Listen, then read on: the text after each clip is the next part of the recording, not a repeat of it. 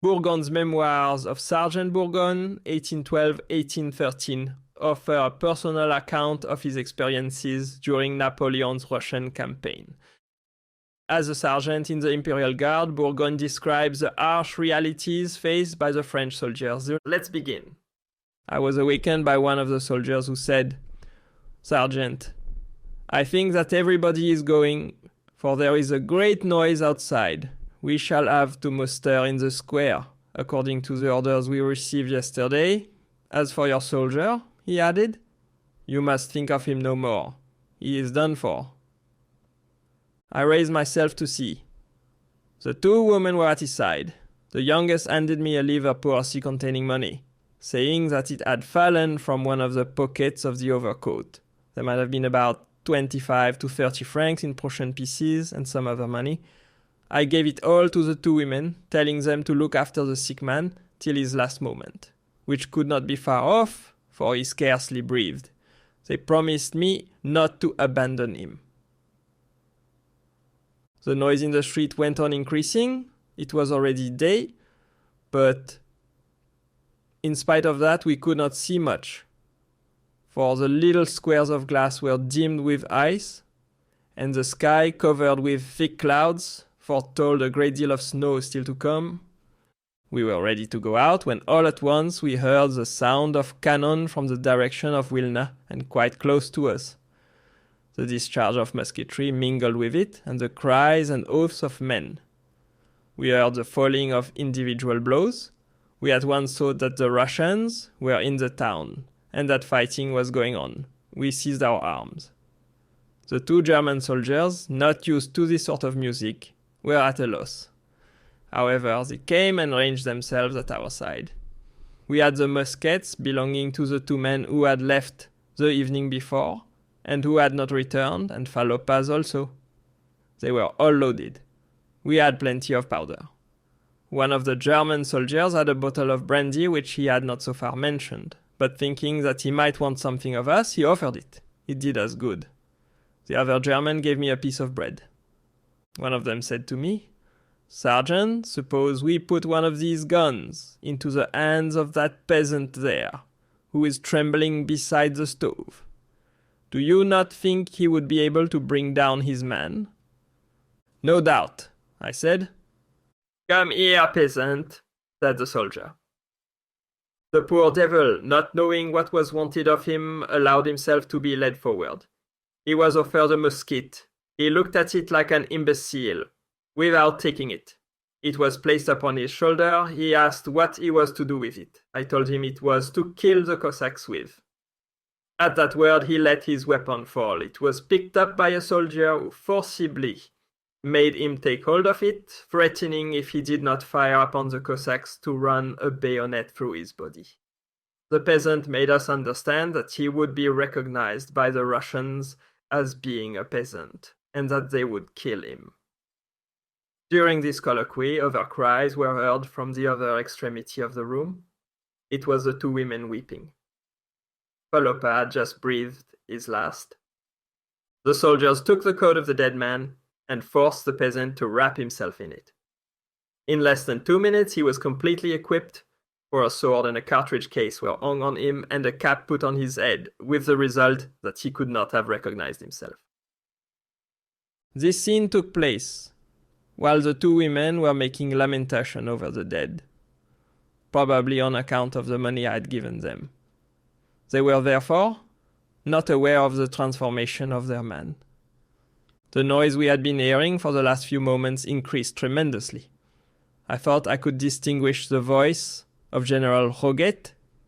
He indeed it was who was swearing and dealing blows to everyone indiscriminately, officers and non-commissioned officers, as well as privates, to make them set out.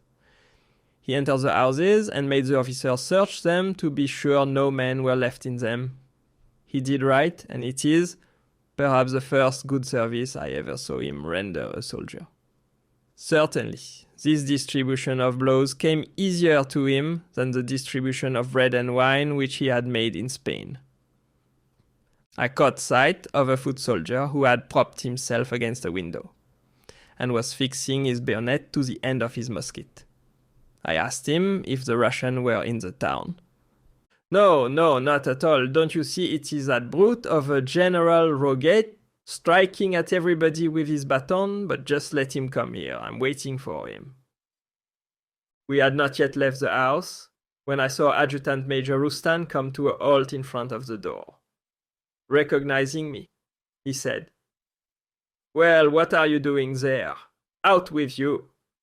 No one is to remain within the house, no matter of what regiment, for I have orders to strike down any and everybody."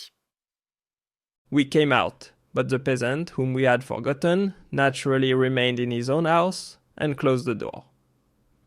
The adjutant major, who saw the movement and thought it was a soldier wanting to hide himself, opened it again in his turn, entered the house, and ordered the new soldier to get out, or he would be knocked down.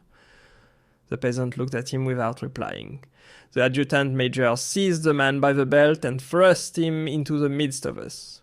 The poor devil now tried to struggle and to explain in his own language. He was not listened to.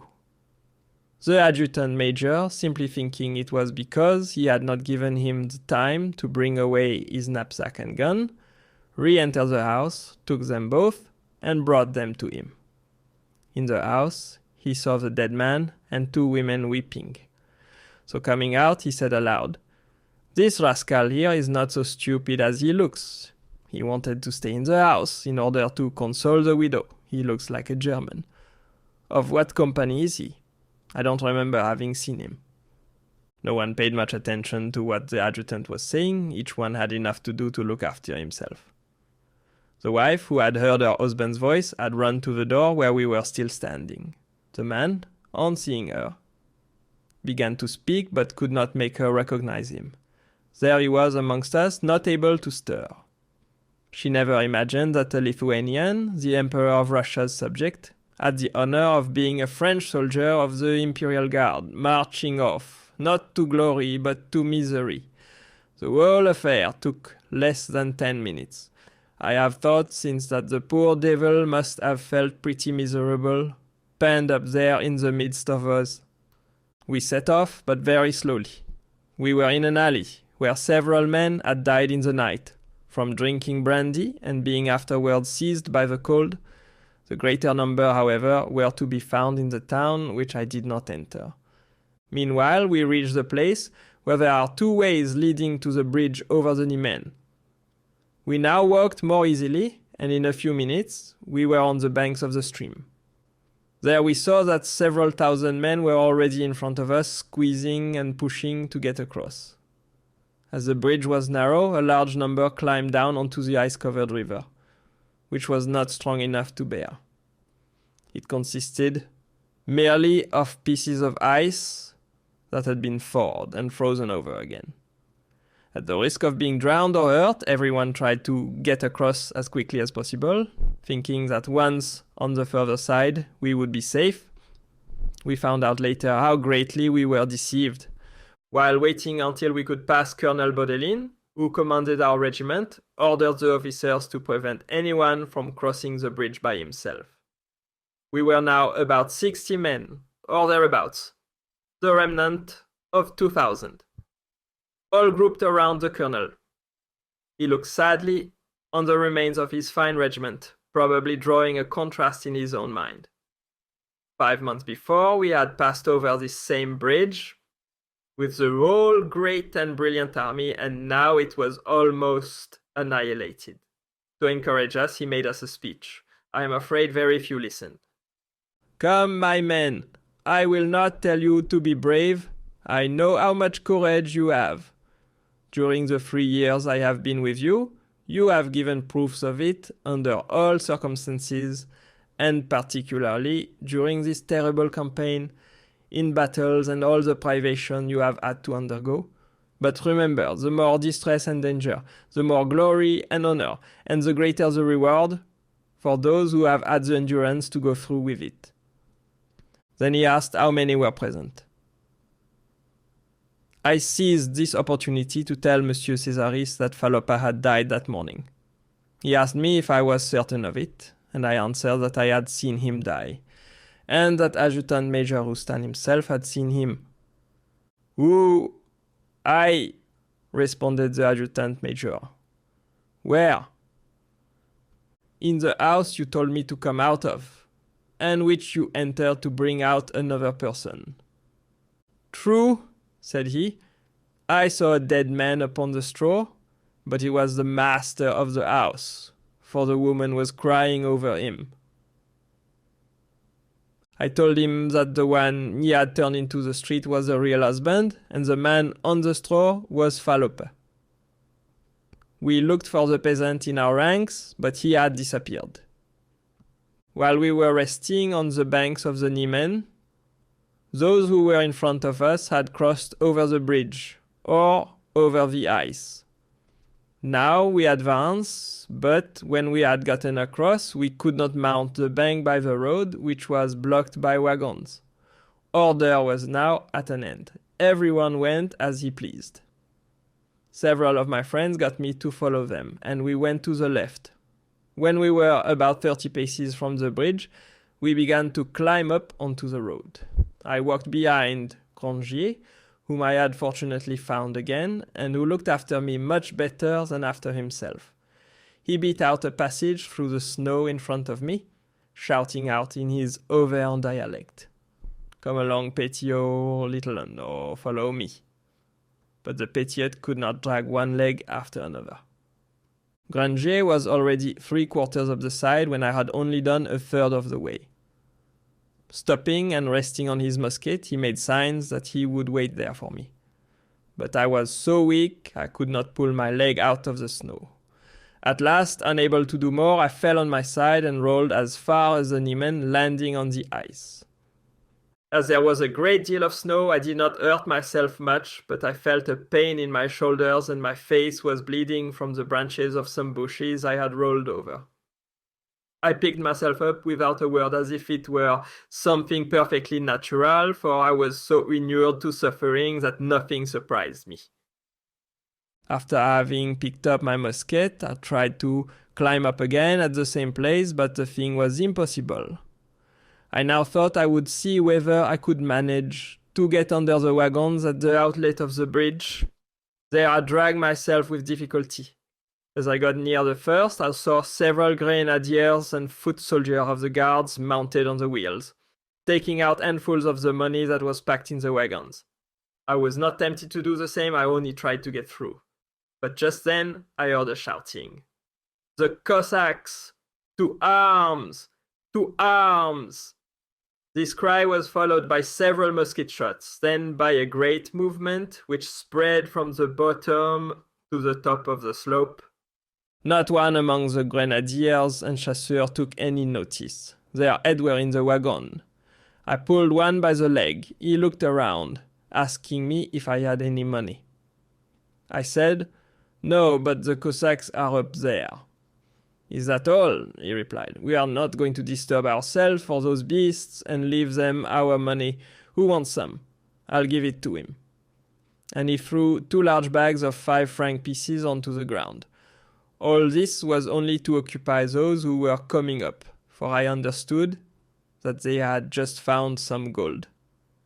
I had heard the words journées and 40-franc pieces. I took possession of the musket of one of the grenadiers busy taking gold, left my own, which was filled with snow, and returned to the outlet of the bridge to go over the same ground again. I had hardly reached the bridge when I met Captain Debonnet, of the tirailleurs of the guard, whom I have mentioned several times. He was with his lieutenant and a private soldier, his whole company. The remainder, as he expressed it, had melted. He had a Cossack horse, which he could not get through the crowd. I told him my miserable condition. For sole answer, he gave me a large piece of white sugar soaked in brandy. Then we separated, he to climb down upon the Niemen with his horse, I, biting at my sugar, to begin my climb upwards for the 3rd time. Hardly had I begun when I heard someone calling me. It was Grangier, who had climbed down the bank and was looking for me. He asked why I had not followed him, and I told him the reason. On that, he walked in front of me, dragging me by his musket, I holding on to the end of the barrel. It was with immense difficulty, with the help of Grangier and biting at my lump of brandied sugar, that at last, completely exhausted, I reached the top. Several of our friends were waiting for us. Leboud, Sergeant Major, Audicte, Sergeant Major, Pierson, Idem, Poton, Sergeant. The others had scattered, walking like us in groups. The certainty that on entering Prussia, the condition would be better for us influenced us all and began to make us indifferent to one another. From the spot where we were, we could make out the Wilna road, some Russians marching upon Kono and others nearer, but the presence of Marshal Ney with a handful of men prevented their advancing. A man came towards us, walking with difficulty, leaning on a pine staff. On coming up to us, he exclaimed, Per Dio Santo, I am not mistaken. These are friends. We looked at him and recognized him by his voice and accent as Pellicetti, a Milanese, former Velite grenadier. 3 years before, he had left the Imperial Guard to enter that of the King of Italy as an officer. Poor Pellicetti. It was only by the remains of his cap that we could guess to what corps he belonged. He told us that 3 or 4 hours had been enough to accommodate the only corps remaining of Prince Eugene's army. He was waiting for one of his friends who had a Cossack horse carrying the bit of baggage left to them. They had been separated on leaving Kavno. It was December 14th. It might have been about 9 o'clock in the morning. The sky was gloomy, the cold bearable, and no snow was falling. We walked on without knowing where we were going, but on reaching the high road, we saw a great post with directions, informing the soldiers of the different corps of the road they must follow. We took the one inscribed for the Imperial Guard, but many marched straight in front of them without taking any notice. A few steps further on, we saw 5 or 6 unfortunate soldiers looking like spectres, their faces emaciated and bedaubed with blood off their hands, with which they had been scratching in the snow for crumbs of biscuit fallen from a wagon that had just been pillaged. We went on until about 3 in the afternoon. We had only walked 3 short leagues on account of Sergeant Poton, who seemed to be suffering a great deal. We had caught sight of a village to our right, about a quarter of a league from the road, and we decided to spend the night there. On reaching it, we found 2 soldiers of the line who had just killed a cow at the entrance to a stable. This was a good sign, and so we turned in. The peasant to whom the cow belonged came himself to cut some for us. In order to save as much of the meat as possible, he made a fire and then brought 2 pots of water for soup. We had some clean straw and a good fire. It was a very long time since we had been so happy. Shortly afterward, we ate our soup, then we went to sleep. I was lying near Poton, who did nothing but groan. I asked him what was the matter. He said, "My dear fellow, I am certain I shall not be able to go further," without knowing the reason why he talked like this. A serious accident unknown to us all. I comforted him, telling him that after he had rested, he would be much better. But soon after, fever came on, and throughout the night he did nothing but cry and wander in his mind.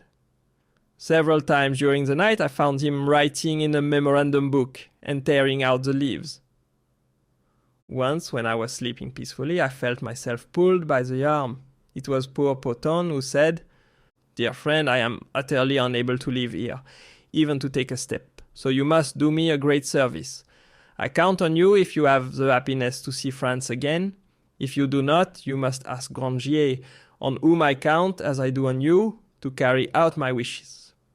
Here, he continued, "is a little packet of papers that you must send to my mother to the address given, accompanied by a letter in which you must describe the situation in which you left me, without, however, letting her lose all hope of seeing me again some day. Here is a silver spoon that I beg you will accept. It is far better that you should have it than the Cossacks." Then he handed me his little packet of papers, saying again that he counted on me. I promised him to do all he had just told me, but I little thought we should be obliged to leave him. On December 15th, when we prepared to depart, I repeated to our friends what Poton had told me. They thought he had lost heart, or that he had gone mad, so that each began to chaff him in his own way. But for sole answer, the unhappy Poton showed us 2 hernias that he had had for a long time, a consequence of the repeated efforts he had made in climbing the bank at Kuno. We saw indeed that it was impossible for him to stir. Sergeant Major Leboud thought it would be a good thing to leave him with the peasant who owned the house. But before fetching him, as Poton had a good deal of money, above all gold, we made haste to sew up his gold in the waistband of his trousers. Then we called the peasant, and as he spoke German, it was easy to make him understand us. We offered him 5 5-franc pieces, telling him he should have 4 times as much, and perhaps more, if he would take care of the sick man. He promised, swearing in the name of God, and that he would even go and fetch a doctor. Then, as time pressed, we took farewell of our comrade. Before leaving, he made me promise not to forget. We embraced him and left him. I do not know if the peasant kept his word, but never again did I hear Poton spoken of. According to all accounts, he was an excellent fellow, a true comrade, having received a good education, a rare thing at that period. He was a Breton gentleman, belonging to one of the best families of the country. I religiously fulfilled my mission, for on my arrival in Paris, in the month of May, I sent all the papers to the address given. They contained his will and an affecting farewell he had written during his fever. That concludes the 19th part of the story. Thank you very much for listening. Please subscribe for more episodes and leave a comment.